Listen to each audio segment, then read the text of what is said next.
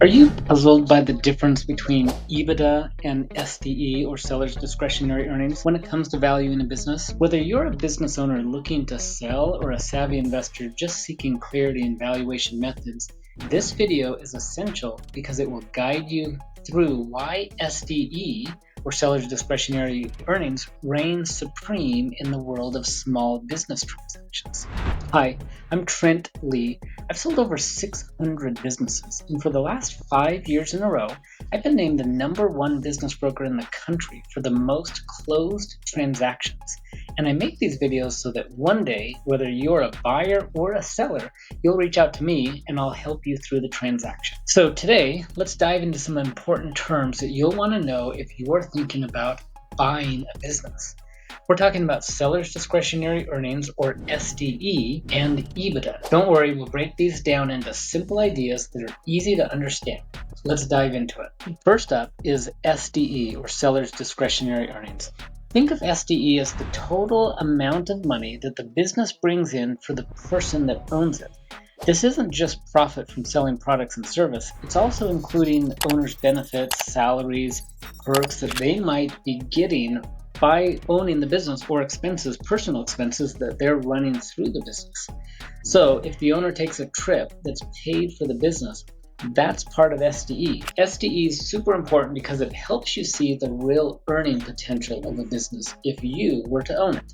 It's like looking at the business through the owner's eyes. Now let's talk about EBITDA. That stands for earnings before interest, taxes, depreciation, and amortization. It sounds complicated, but it's not. It's really pretty straightforward. EBITDA shows us how much money the business makes from its normal operations without getting into the nitty-gritty of taxes, loans, and other stuff. EBITDA is a handy way to compare different businesses because it takes out some of the variables that can make the comparison tricky. It's like looking at the core of how well the business is doing.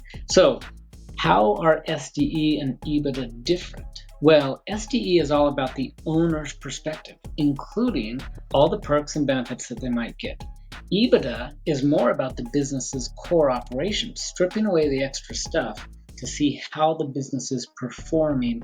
So, why do you need to know both of these figures? It's not just one versus the other, because they give you different pieces of the puzzle. SDE helps you understand what you could personally earn from the business, while EBITDA shows you how much the business is doing on its own, which is great for comparing it to other businesses. So there you have it, SDE and EBITDA. It might sound like alphabet soup at first, but both of them are key to understanding the business's true valuation. Whether you're dreaming of buying a business or just curious about how they're valued, these terms need to be part of your core vocabulary. Now that we've got a handle on what seller's discretionary earnings is, or SDE, and EBITDA are, let's dive a little bit deeper. When you're looking at buying a business, it's smart to look at its value using both SDE and EBITDA. This might sound like double work, but it's really about getting the full picture of the business and the valuation. You see,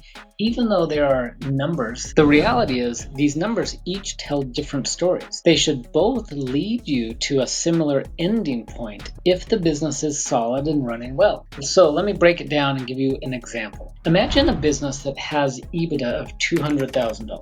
If an investor or a buyer or a lender is willing to loan or value a business based on 4 times earnings, or a 4 multiple for a business like that, the value is based on the EBITDA times 4, which would be about $800,000. Simple enough, right? But let's not forget SDE.